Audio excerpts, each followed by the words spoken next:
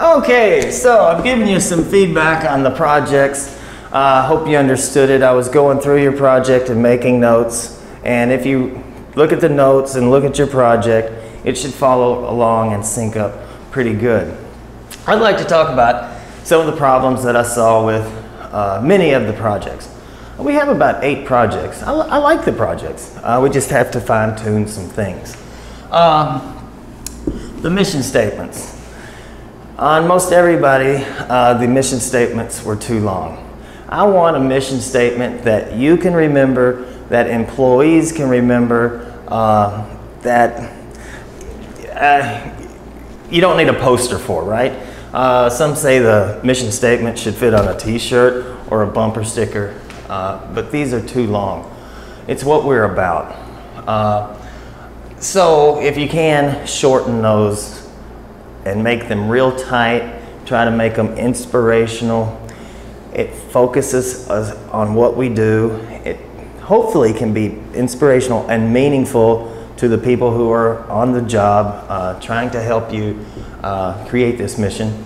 So here's the test. You cut your mission statement down. You like the feel of it. It sums up what you do. I'm not sure that it's probably not the official Google mission statement, but raising the world's IQ. That's what they do. Raising the world's IQ, organizing the world's information so it's easily accessible to all. That's it. When you go to work, you say, hey, I'm not going to go do some coding, I'm going to go raise the world's IQ. That's it. That's it. It's inspirational. That's what we do. So, if you can't close your eyes and recite your mission statement and feel good about it, it's too long, and it's not meaningful. Okay, so next, the cost to produce. Some people, a lot of people, are intimidated by this. Many of your projects, I'm thinking of the cashews, the salad, the 2 drinks. We have cashew and sugar of some sort. And maybe even the daycare center. Maybe the energy drink. I'm not sure about that yet. But listen, if we have a cashew drink, we have cashews, we have purified water, I think. We might have some kind of flavorings. Easy to cost those. How many cashews? How much does it cost to buy a cashew? How many did it take to make a drink?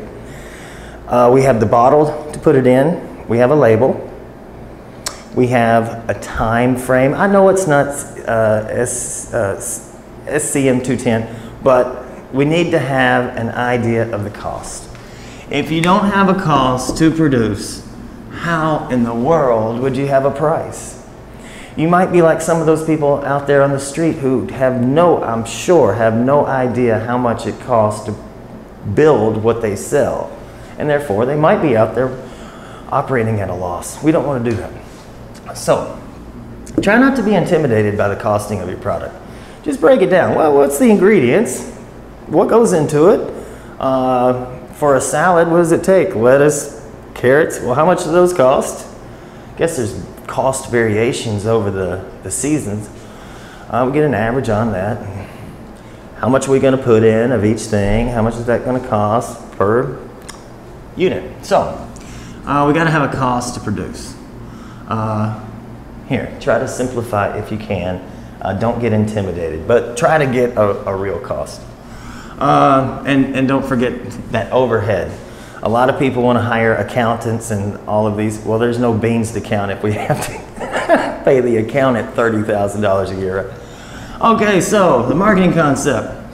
Several of these projects, they did do some research. It doesn't have to be, just be a convenient sample. I know we're trying to get the truth, but try to get away from the convenient sample, but do some surveys, show some pictures, describe the product to somebody, and hopefully you can do a formal survey and find out what people really think, because we think our baby is the cutest. So, just simple surveys. Doesn't take that long. to have some evidence that people want your product. Now, one thing that we just can't have is future language, because I'm all for dreamland. I live in dreamland probably at least 2 days a week, and you're focused on what you want to become and working on this project, and you're trying to become something. But until you become something, you can't say we are. Or one example was, our employees are pleased to serve the customer. Well, you don't know that yet. So we are, well, no, you're not. We plan to be. Our product will, research shows that it is the sales potential of our product might be this. And being a little bit more conservative, it might be this. So, shelf life. Going into cost, we have to look at the shelf life. I'm looking at 2, 3 drinks and another food product. And there is a shelf life. You got to factor in the potential that things might expire, and then you have to take that product back. So it's just being realistic. Unless you can guarantee that nothing will go to waste. If you're building salads for the grocery store, do you need to buy a hog so when the returns come in you'll have something to, or some chickens, you could get some chickens. So if the cost of your product is 50 cents or maybe $1, and you plan on selling maybe 30 a week at one grocery store, just one, and you might factor in that 5 of them might not sell before the expiration date. The major companies around town have to factor that into their cost, because we don't have to get crazy with it with marketing 290, but still you have to think about, what about returns? Hopefully you're doing a marketing concept so everybody comes in and grabs up everything and you're always sold out. Okay, what killed the kitty cat? I mentioned this in all the marketing projects. What killed the kitty cat? What did kill the cat? Curiosity killed the cat. What killed the marketing project? Overconfidence. We need to go back and look at this again. We need to look at our cost one more time. We need to look at the details. The devil is in the details. So let's not be too confident. Let's dot those I's and cross those T's, and we'll go back on our figures and then we'll go ask somebody else after we've done a little test marketing. It'll be good for you. Realistic scope. There's several projects on the list: beer, furniture.